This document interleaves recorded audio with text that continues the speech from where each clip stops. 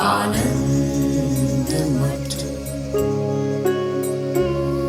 आनंद मठ और ऋषियों की अनमोल धरोहर को संजोएं।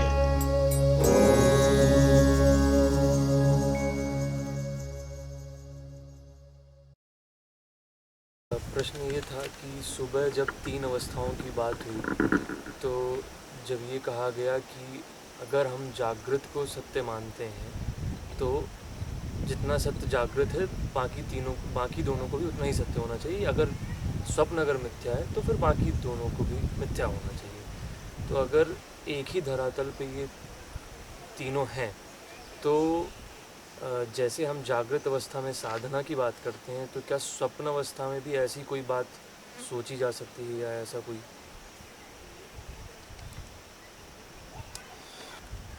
साधना के लिए एक तो साधना करने वाले की पूर्ण जागृति होनी चाहिए और पूर्ण जागृति जागृत काल में होती है। साधना करने वाला अहम है और अहम की पूर्ण जागृति जागृत अवस्था में है, इसलिए मुख्य रूप से तो वह जागृत अवस्था में रह करके ही साधना कर सकता है। लेकिन जागृत अवस्था के किए हुए साधना के संस्कार अगर स्वप्नावस्था में भी जग जाएं तो वहां भी साधना हो सकती है। जैसे कक्षा में चर्चा हुई थी कि अगर स्वप्न में भी हम सत्संग कर रहे हों तो वो सत्संग भी साधना ही है। अरे साधना तो सुषुप्ति में भी हो सकती है। बोले सुषुप्ति में कैसे साधना हो सकती है?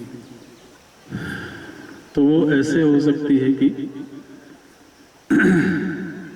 यदि व्यक्ति जिस समय शयन काल में जा रहा है भगवत स्मृति पूर्वक वो शयन काल में जाए, इस भाव के साथ सोने जाए कि मैं भगवान की गोद में जाकर के विश्राम कर रहा हूं,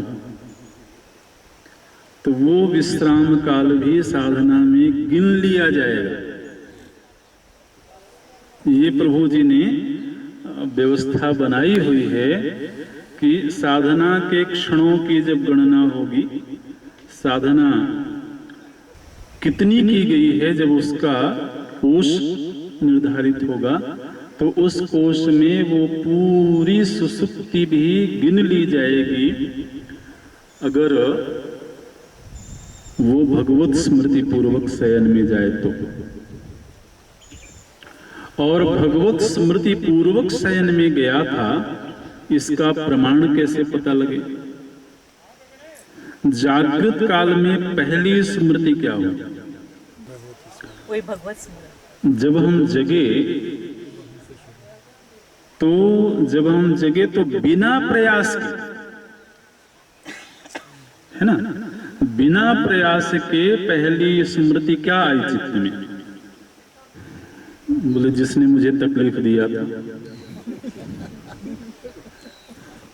जिससे मेरा झगड़ा हुआ था।